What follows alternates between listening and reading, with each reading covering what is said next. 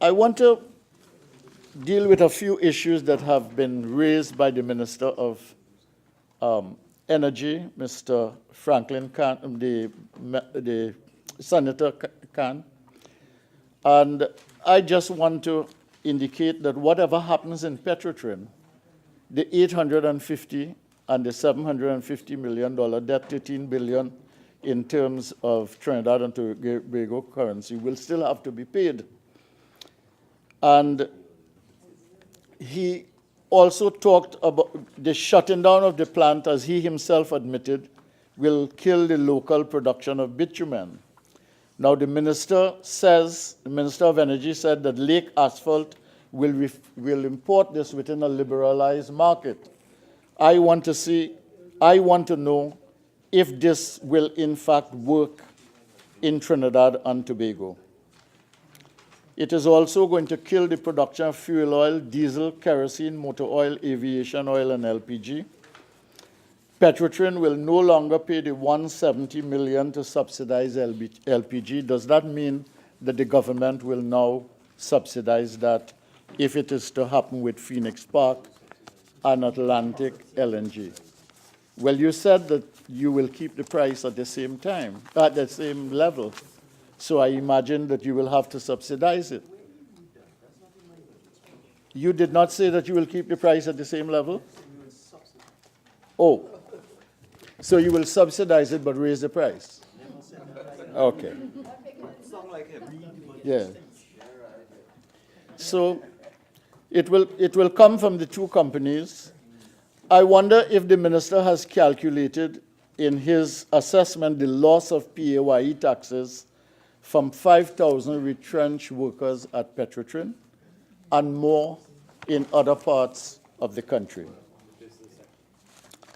The Minister of Energy also mentioned Petrotrin as being the middleman in the supply of fuel of various kinds, and I want to know, given what is happening in the market for these products now in CARICOM, whether in fact Petrotrin is going to be able to retain those markets.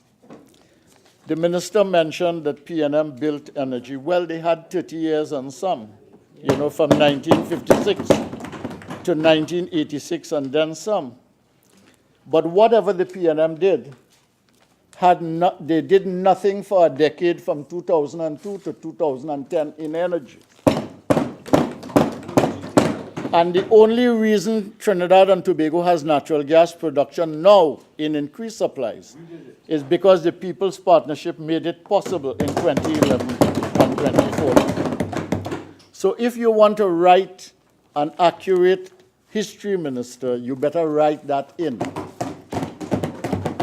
The Minister of Energy, while he is writing that down, should also write down that the accelerated capital write-off, which made the exploration possible and which gave us the natural gas we need today, came to an end in 2017. It was not a forever condition.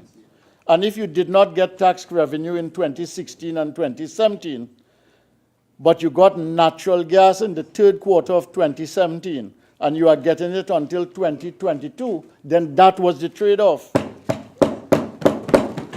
Make sure that you do what is required now to get it after that, because that is your responsibility now.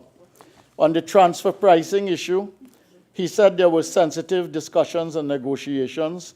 Remember to tell the country that we hired the consultants that produced the report, and that we commissioned the study, and that we left it for you to address 3 years ago.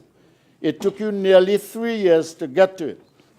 I am happy that you retained the same consultants who wrote the report to advise you.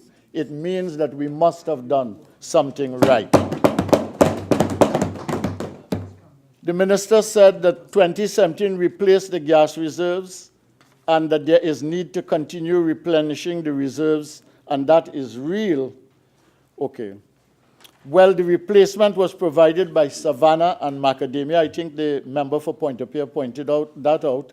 And they produced 2 trillion cubic feet of gas, while the gas consumption for the year was 1.3 billion cubic feet, which is why it was replaced, because of work that we did.